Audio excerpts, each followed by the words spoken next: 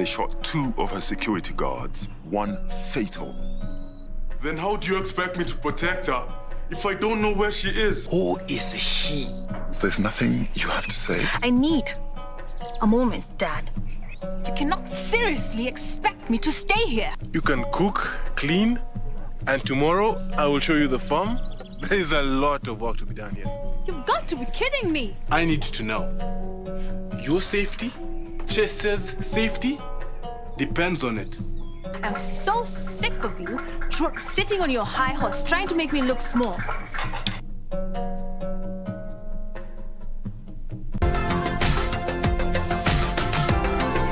We speak with cancer survivors who will help us unpack the whole issue of the gap in caring for cancer patients in Kenya. At this point, because of the swelling and everything, the only solution is amputation. I could go to the bathroom when I'm showering and I look at myself, I have 2 breasts, but then I imagine sooner or later I'll not be having one.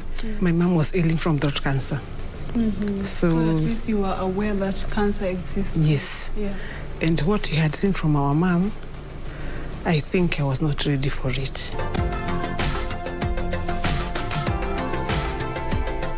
Kupata weka imani kama skiza tune kwenye simu yako, dial *811 759 hash. Jameni, yani kuna watu wanapitianga mambo. Wacha vile sisi tunaonanga mambo kitoko. Kuna watu wamepitia mambo makubwa. Fikiria kuhusu Job. Akapoteza mifuko, akapoteza mimea, watoto wake, na bado akasimama na Mungu. Hata wewe, weka imani. Usiwache Mungu. Ili kupata weka imani, dial *811 759 hash. *811 759 hash. Uchaguzi mkuu wa tarehe 9 Agosti utabadilisha pakubwa taswira ya kisiasa ya taifa hili. Je, hii inamaanisha nini kwako wewe mpiga kura? Kila Jumapili saa 12 jioni, jiunge nao Gladys Mungai na Harith Salim kwenye makala yetu ya Kenya ya Amua, ambapo pamoja na wadau mbalimbali watajadili na kudadavua kwa kina michakato ya uchaguzi. Fanya uamuzi wa busara. Usikose kutazama Kenya ya Amua kila Jumapili kwenye runinga uipendayo ya KBC Channel 1.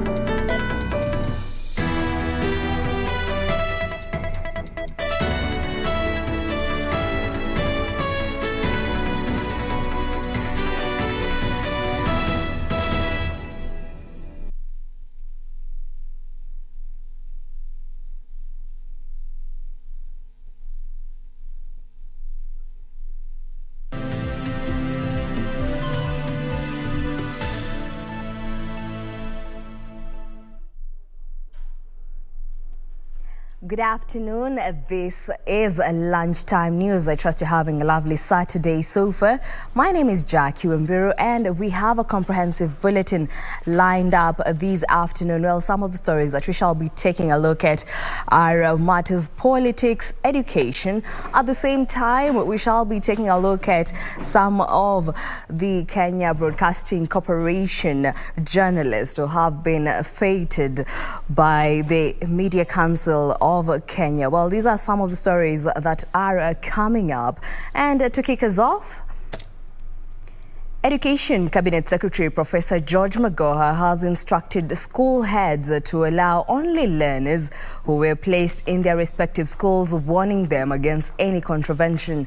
Magoha, while monitoring the ongoing Form 1 admission exercise at Kisumu Girls High School, said parents should not place much emphasis on the stature of schools.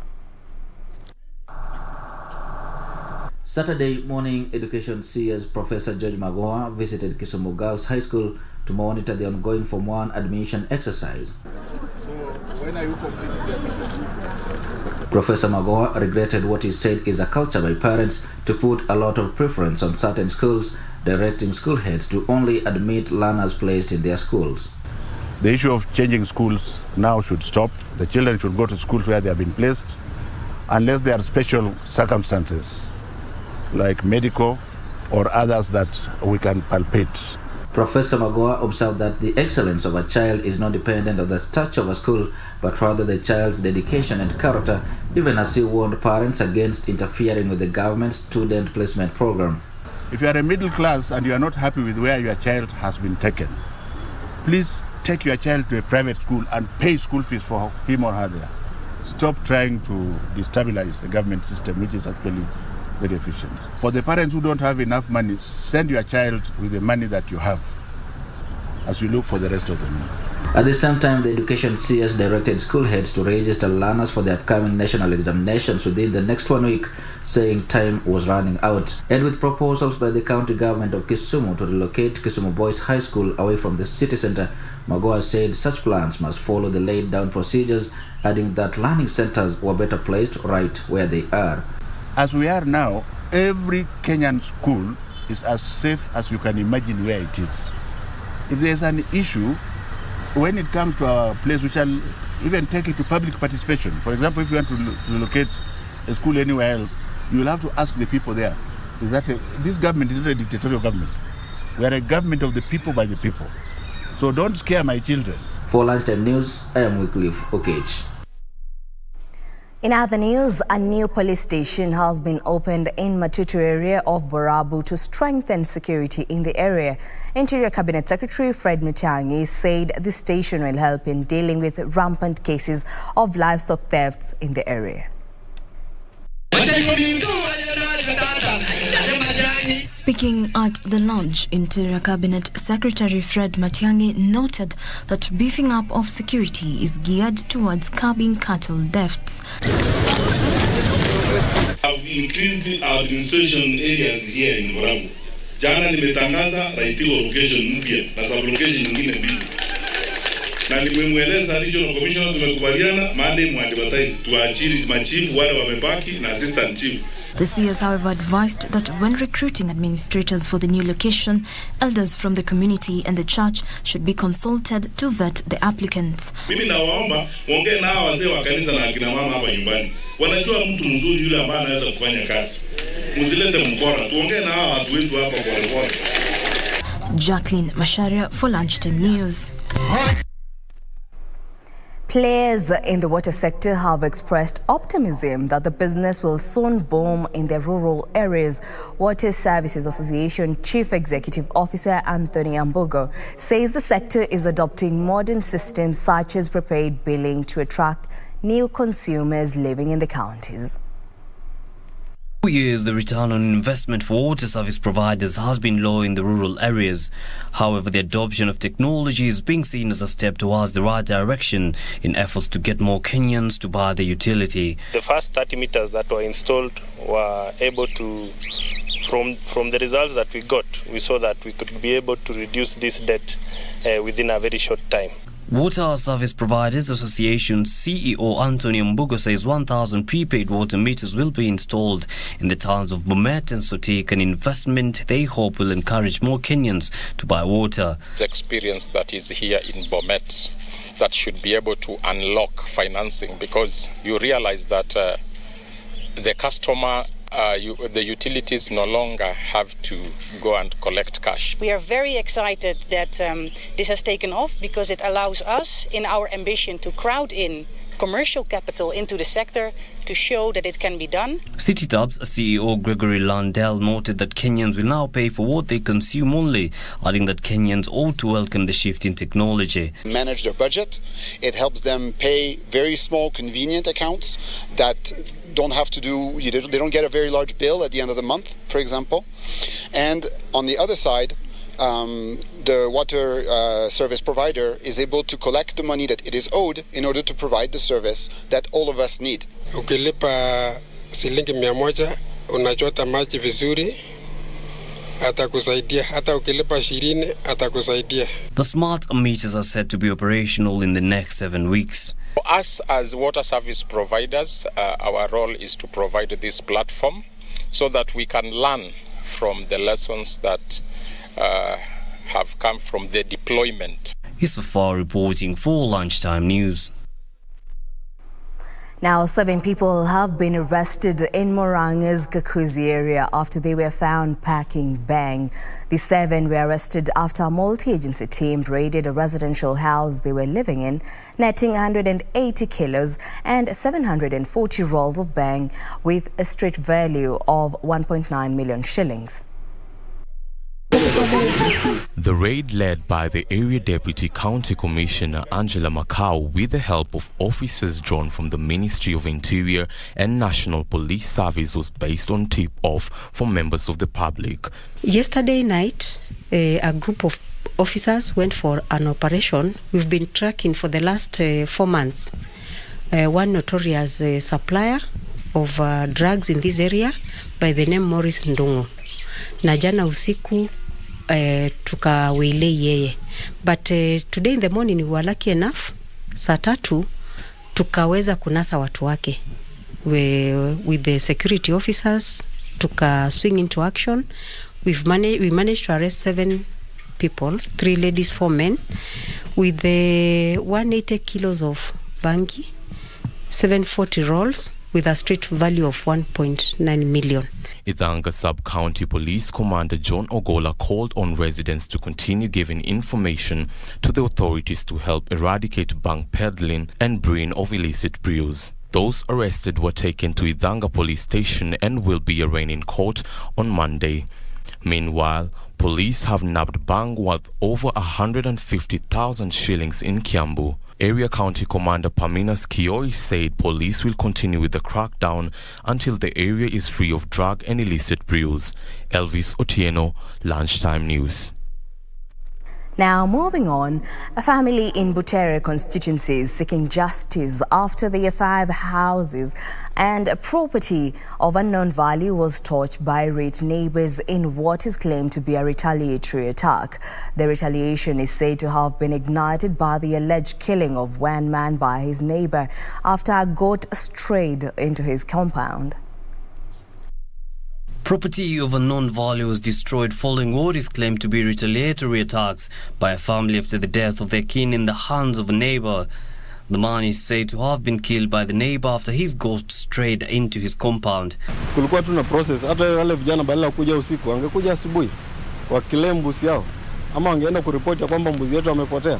Mbuzi atafuta patikana hapa ndio julikane mbuzi ameshikwa kwa nini. I want to describe this thing as barbaric, unethical, not even to 2022 century standards. I'm not impressed. Actually, whoever did the thing, the act was wrong, but we don't do an eye for an eye. Butere Deputy County Commissioner Hassan Mahmoud, who toured the area to calm the locals, called on residents to seek intervention of our authorities when disputes arise. Sasa sisi kama wenye hapa hatukuwa na uwezo, hatukuwa na nguvu, na tuliweza tu kusimama kando kwa sababu hatungeweza kuingiana na hawa kuanza kufurukana nao kwa sababu walikuwa na hasira sana. Jambo ambalo halifai kufanyika. Kwa hivyo naambia tu wananchi wafuate mkondo wa sheria, wasikuwe na hasira. One person has so far been arrested, even as police continue with the investigations. Yusufar reporting for Lunchtime News. Security agents in Busia County have been urged to beef up security in order to ensure the county remains peaceful ahead of the August 9th general election. Western Region Police Commander Paris Kimani is assuring residents that the government will work tirelessly to ensure their safety and that of their businesses. Speaking during the commissioning of the Butula Sub-County headquarters, the regional commander reiterated her commitment to ensuring safety in the area before and during the electioneering period. Issues of security, we take it seriously. To my officers in Butula, Busia at large, and others, please, we come here because of a singular thing, our mandate to work for these people. She also urged residents to be peaceful and not allow divisive politics to incite violence in the region.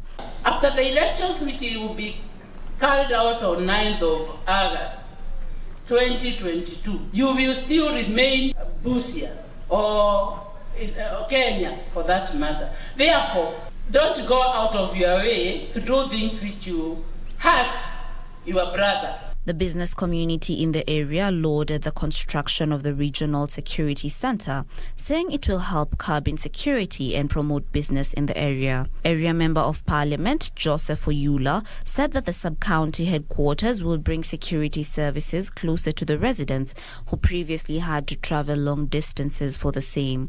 But hapo kitambo tumekuwa na insecurity sana.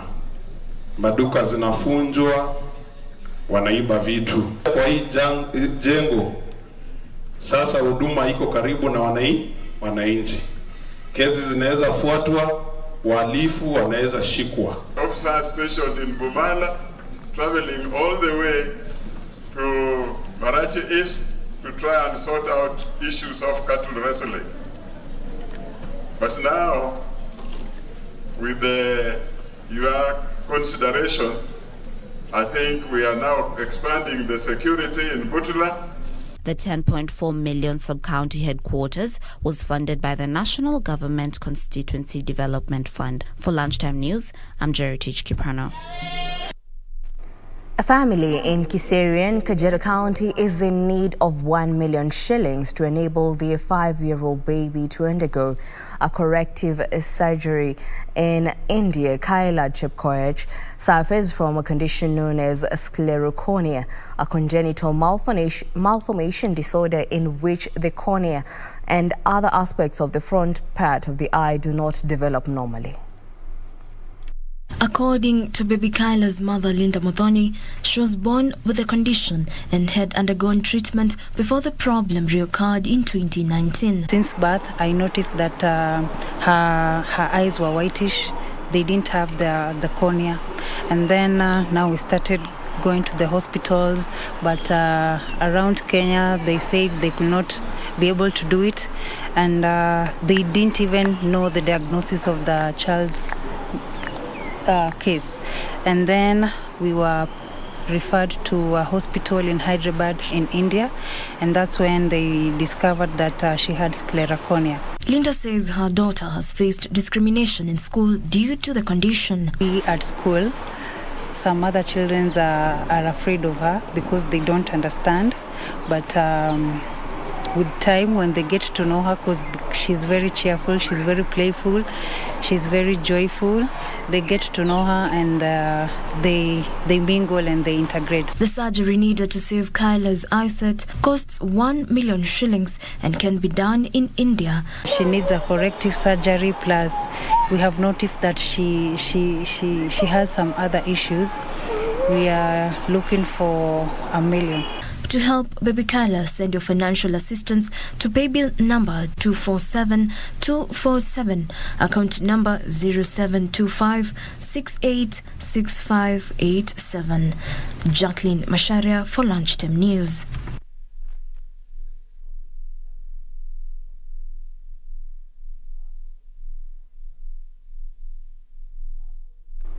Well, that report by Jacqueline Masharia brings us to our first break here on Lunchtime News. Don't go too far. We still have more news coming up.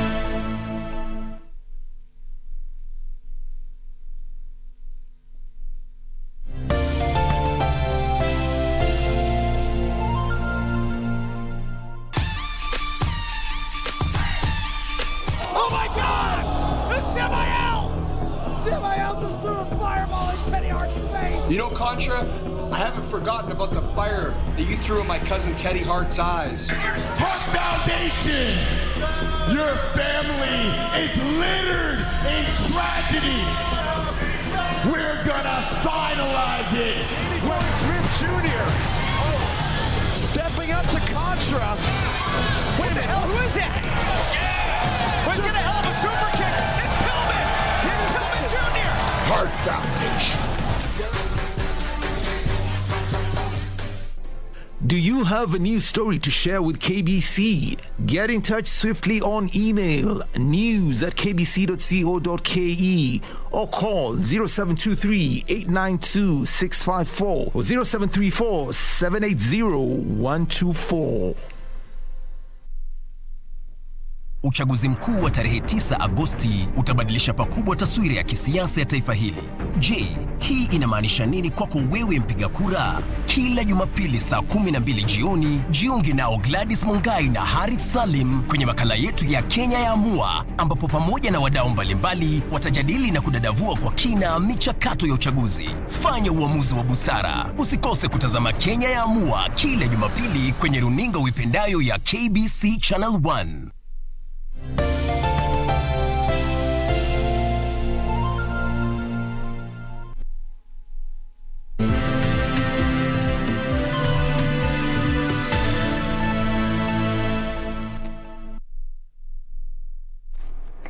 Welcome back. Now, on to exciting news.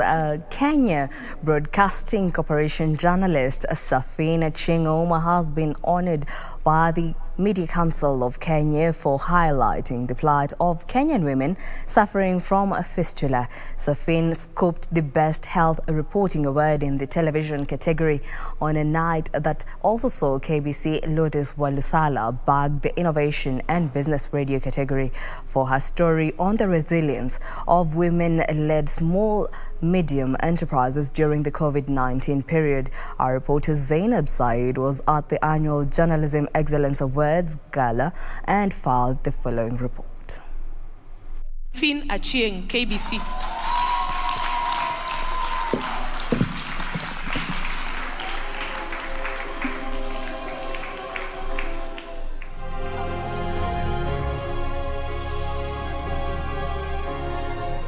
According to the World Health Organization, an estimated 50,000 to 100,000 women worldwide are affected by obstetric fistula every year. It is estimated that more than 2 million young women live with untreated obstetric fistula in sub-Saharan Africa and Asia. It was a big night for the Kenya Broadcasting Corporation.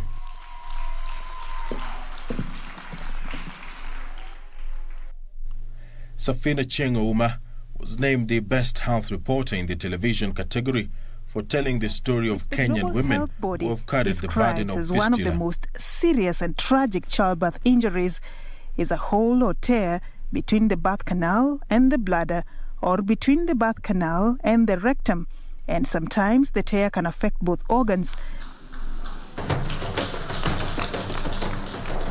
It is something that shows me that whatever work I have been doing as a journalist has been recognized in such a platform. It's such an honor for me as a journalist to be carrying this award.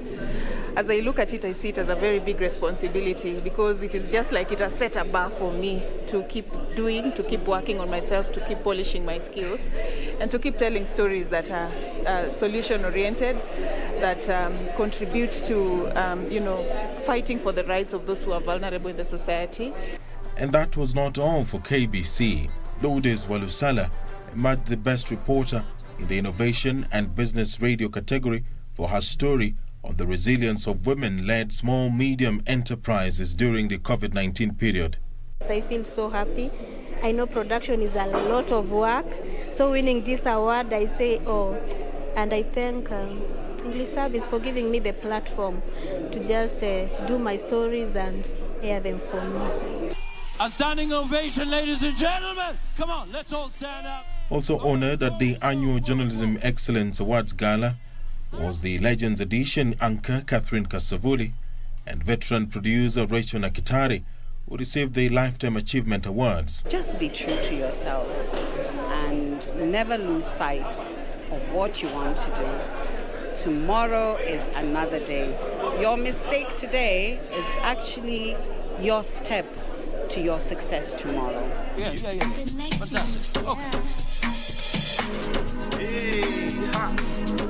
KBC Editor-in-Chief Assistant Millicent Award noted that the big night was as a result of hard work and recognition of KBC as a formidable player in the broadcast industry. This award is also an encouragement to all our reporters, radio, TV, across the 13 stations that we have on radio and even the digital platform, that you can actually make it. Your story can be recognized throughout this country and I believe the entire nation. I am here as a journalist. The annual Journalism Excellence Awards is a continuous celebration of journalistic excellence and achievement.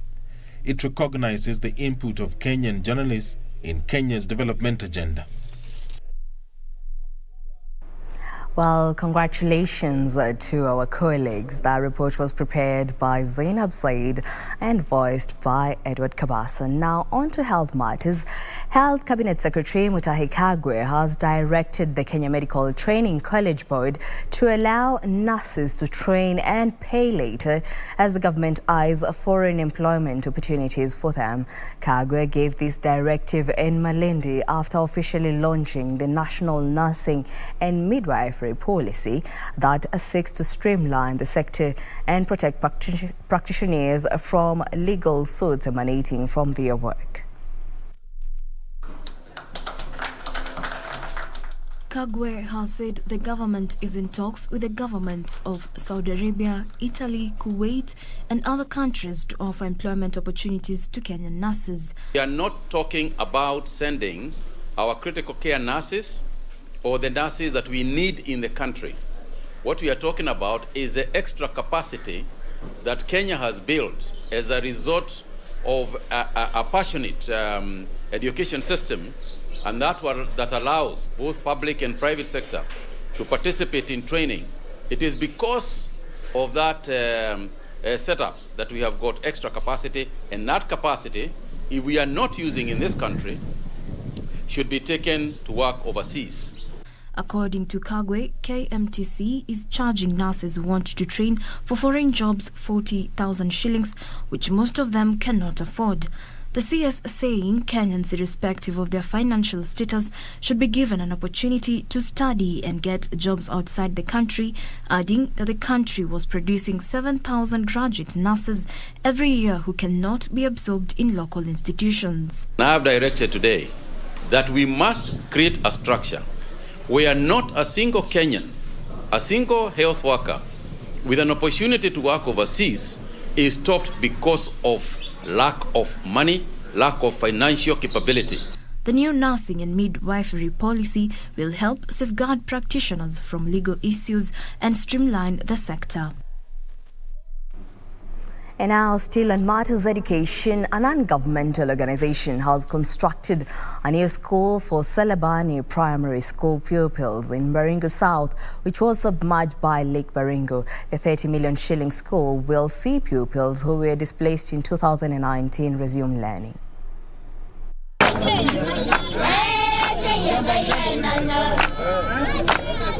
Salabani Primary School pupils who fled the heavy floods in 2019 can now breathe a sigh of relief after getting a new school which was funded by Child Fund to the tune of 30 million shillings. Jointly, we empower the society, and all these vices of insecurity will be a thing of the past. We can change this community. We can empower these people. We can make this place a better place, from being a marginalized community to a great mainstream community of Kenya. Speaking during the official opening of the school, Labour and Social Protection Cabinet Secretary Simon Chelugui said the adverse effects of climate change has impacted negatively on children in Baringo County following the swelling of 3 lakes 2 years ago, which displaced hundreds of families. Alice Anukur, Child Fund County Director, appealed to stakeholders to put children's needs in the forefront to allow them to realize their education dreams. Area Member of Parliament Charles Kamuren lauded the efforts done by the organization to ensure that pupils resume classes after their school was fully destroyed by floods.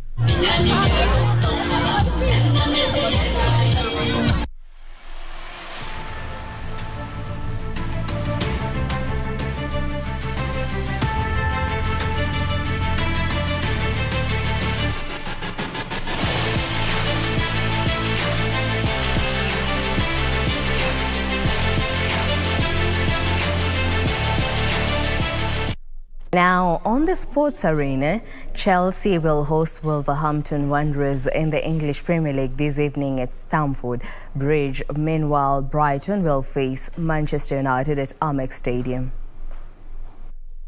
Chelsea hope to welcome